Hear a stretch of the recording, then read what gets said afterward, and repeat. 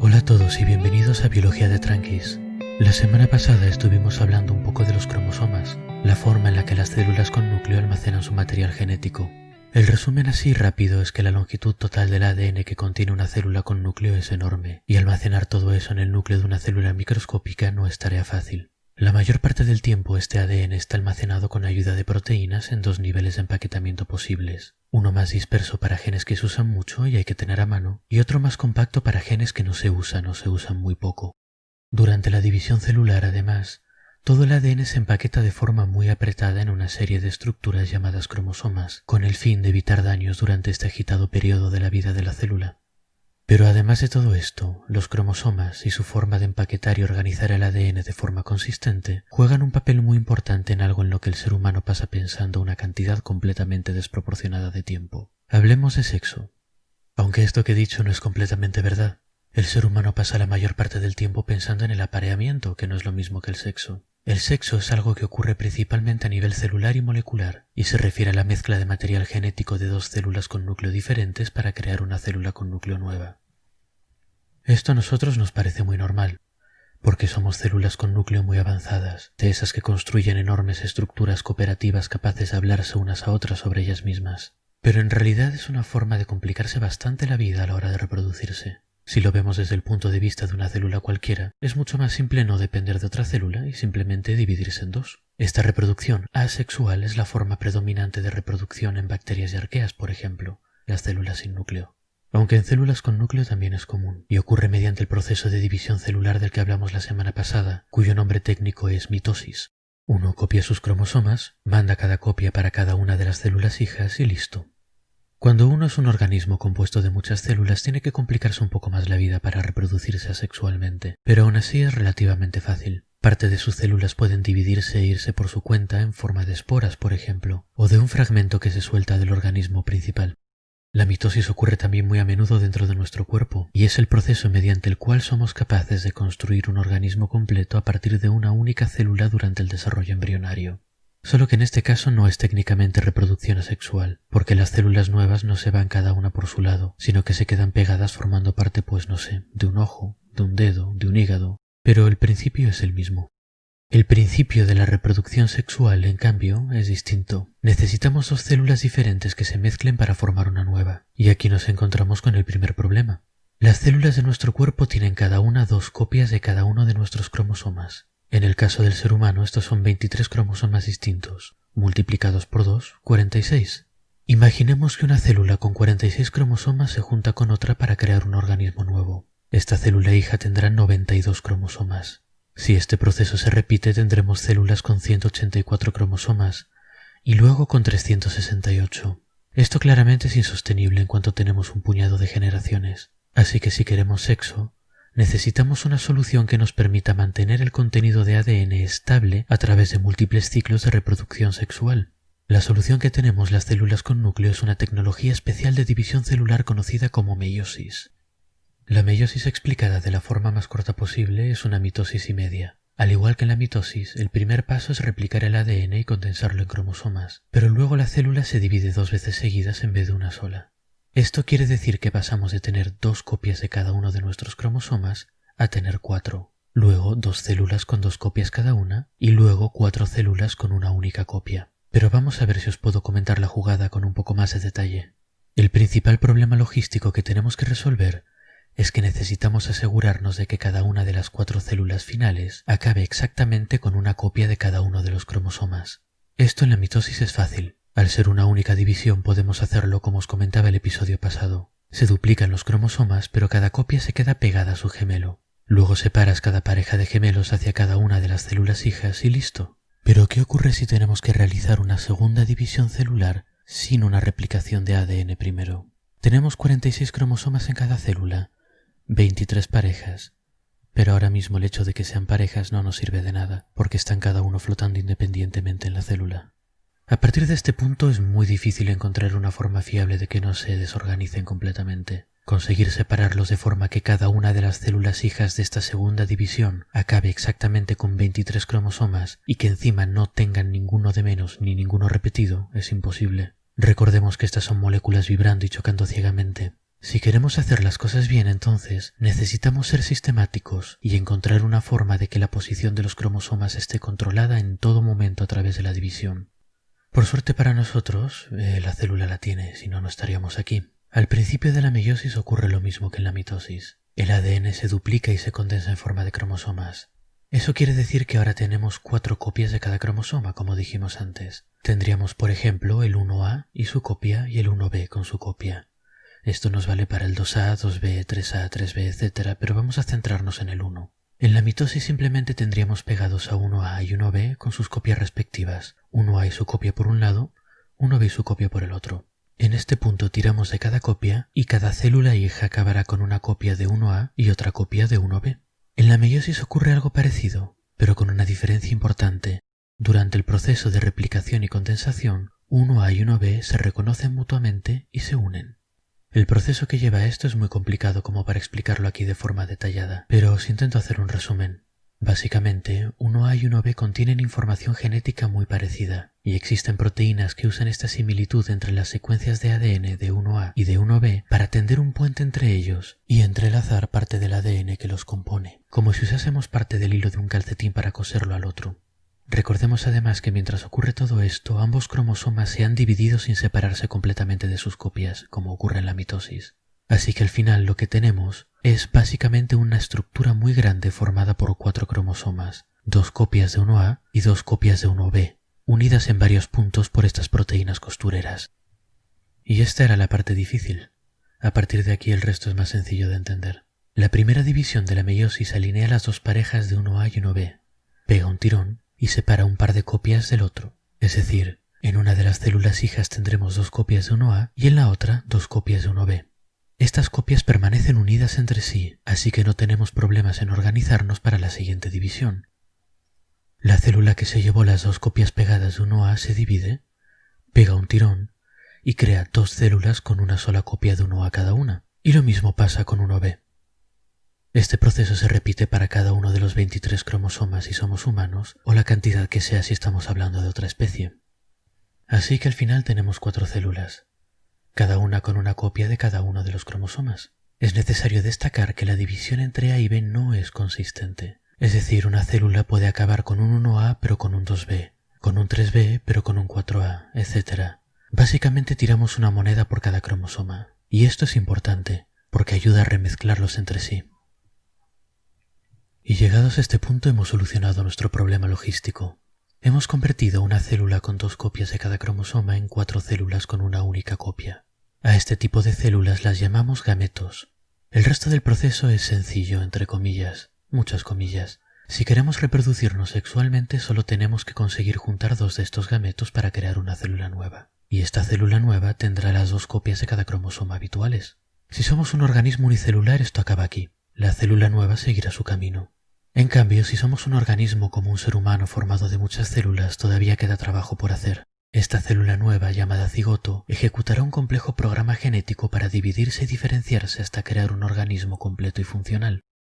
Este sistema de gametos es muy antiguo, y muy común incluso entre las células con núcleo que consideramos más primitivas, aquellas compuestas de una única célula. Es muy normal que una de estas células se divida en gametos, que buscarán a otro gameto para formar un nuevo ser unicelular. En muchos de estos organismos unicelulares con reproducción sexual, todos los gametos son iguales a primera vista, y en general se sospecha que este es el estado primitivo del sistema. Pero a medida que pasan los millones de años, han ido haciéndose mucho más frecuentes las especies que crean 2 tipos de gametos distintos. En estas especies, algunos individuos se especializan en crear gametos grandes y estáticos, mientras que otros crean gametos pequeños y más móviles. Por convención llamamos a los primeros hembras y a los segundos machos. Y bueno, ya sé que esto de la meiosis es un poco rollo, pero es muy necesario entender, aunque sea por encima, cómo y por qué ocurre. Porque es la responsable de que exista el sexo, que es un factor clave en la herencia, que es un factor clave en la evolución. Todo este esfuerzo para mantener los cromosomas ordenados tiene su sentido. Como vimos en el episodio anterior, cuando hablamos de un cromosoma no hablamos solo del objeto físico. Cuando el ADN se empaqueta en un cromosoma lo hace de una forma predecible. Esto se ve claramente cuando buscamos la posición de nuestros distintos genes dentro de los cromosomas. Un gen es un pedazo específico de ADN que contiene las instrucciones para crear una proteína determinada, y estas instrucciones están delimitadas por dos mensajes también escritos en ADN que indican una posición de inicio y de término. Cuando una proteína con la función de transcribir el ADN choca con una secuencia de iniciación, se pega al ADN y empieza a sacarle una copia en ARN hasta que llega a la señal de término. En este punto la proteína se despega y el ARN se va flotando y se usa para crear una proteína según las especificaciones del gen. Expliqué esto con un poco más de detalle en el episodio 17 por si os interesa. Pero lo relevante ahora es que esa estructura del gen, inicio, instrucción, final, lo convierte en una unidad genética, un mensaje reconocible separado de sus mensajes vecinos. Y si miramos la larga cadena de ADN que forma cada uno de los cromosomas, encontraremos estos mensajes reconocibles siempre en la misma posición en el mismo cromosoma.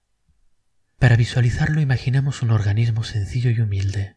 La pizza común, por ejemplo, de nombre latino Trattoria vulgaris. La pizza común tiene un genoma sencillo que consiste en 2 cromosomas que empaquetan 5 genes. En el primero están el gen masa, el gen queso y el gen salsa, mientras que en el segundo están el gen carne y el gen verdura. Cada uno de estos genes contiene la información para crear una proteína que sintetiza uno de estos ingredientes a partir de nutrientes básicos del medio ambiente, y además cada uno de estos genes está siempre en la misma posición en su cromosoma. El gen queso, por ejemplo, siempre va a estar en segunda posición dentro del cromosoma 1, una posición que podemos denominar como 1.2 para abreviar. La notación en el mundo real es un poco más complicada, pero el principio viene a ser el mismo. A esta posición consistente donde solemos encontrar un gen dado la conocemos como locus. Locus, en la gloriosa tradición de los biólogos de poner nombres mundanos a las cosas, pero hacerlo en latín, significa lugar o posición. Ahora bien, las pizzas se reproducen sexualmente, no nos preguntemos demasiado por el proceso, y cada una de ellas tiene 2 cromosomas 1 y 2 cromosomas 2. Cada gameto de las pizzas, por tanto, tiene una única copia de cada uno de los cromosomas de la pizza que lo produjo. Eso quiere decir que cuando 2 de estos gametos se juntan, la pizza recién formada tendrá un juego de cromosomas de cada uno de sus progenitores, y por tanto 2 copias de cada uno de los 5 genes. Pero estas copias no son necesariamente copias perfectas, y ahora llegamos a la clave de por qué los seres vivos nos tomamos tantas molestias para reproducirnos sexualmente. Los genes no son perfectos, y a medida que pasan los miles y millones de años la información puede ir cambiando un poco. Puede cambiar por un error de replicación, por ejemplo, o por la exposición a una sustancia que deteriora el ADN. Estos cambios se llaman mutaciones, y con los cambios que provocan en el ADN vienen cambios en las proteínas fabricadas en base a esa información. A veces estos cambios provocan que una proteína quede inutilizada, pero otras simplemente cambian un poco el efecto que tiene sobre el organismo. Imaginémonos que el gen salsa ancestral tiene las instrucciones de una proteína que fabrica salsa de tomate normal y corriente. Una mutación en este gen podría resultar en una proteína que fabricase salsa barbacoa, por ejemplo, o quizás salsa picante. Esto es común. Muchos genes van acumulando mutaciones a lo largo de los años. Esto quiere decir que no podemos hablar del gen salsa como una secuencia de ADN específica, sino como una familia de secuencias parecidas, de variantes, que ocupan el mismo locus en el cromosoma. A estas variantes las llamamos alelos. Esta terminología parece un poco intimidante, pero si la vemos con un ejemplo ya veréis cómo es fácil. Consideremos el gen salsa. El gen salsa es una familia de secuencias genéticas que codifican proteínas que influencian la formación de la salsa en el embrión de la pizza común. El locus para estas secuencias está en la posición 2 del cromosoma 1. Entre los alelos más frecuentes del gen salsa tenemos salsa de tomate, que sospechamos que es la forma ancestral, y alelos más derivados como salsa barbacoa, salsa picante o incluso variables raras y especializadas como el humus. Y ahora vemos la importancia del sexo, de la meiosis y de asegurarse de que los cromosomas no se descontrolen durante la división celular. Gracias a todos estos procesos, cada pizza recién formada recibirá 2 juegos de cromosomas, y cada uno de estos juegos de cromosomas contendrá los mismos locus, o loci, porque es plural y latín. Así que nos aseguramos de que la pizza hija reciba siempre exactamente 2 copias de cada locus, ni más ni menos. Pero estos cromosomas y sus loci no llevan necesariamente los mismos alelos. Eso quiere decir que aunque nos hemos estado refiriendo a, por ejemplo, 1A y 1B como copias, en realidad es más correcto llamarlos homólogos. Una pizza recién llegada a este mundo entonces tendrá 2 homólogos para cada cromosoma y 2 alelos para cada uno de sus genes, y cuando tenga sus propias crías de pizza, cada una de ellas llevará un homólogo y un alelo de cada al azar.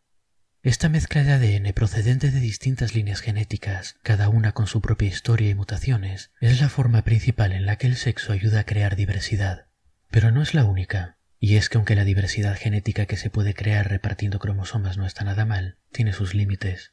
Con lo que hemos visto hasta ahora, podemos repartir los cromosomas todo lo que queramos, pero la particular combinación de alelos de un cromosoma va a ser siempre la misma en su viaje a través de las generaciones. Un cromosoma de pizza que llevase, por ejemplo, los alelos masa esponjosa, queso de cabra y salsa picante, los transmitiría siempre juntos.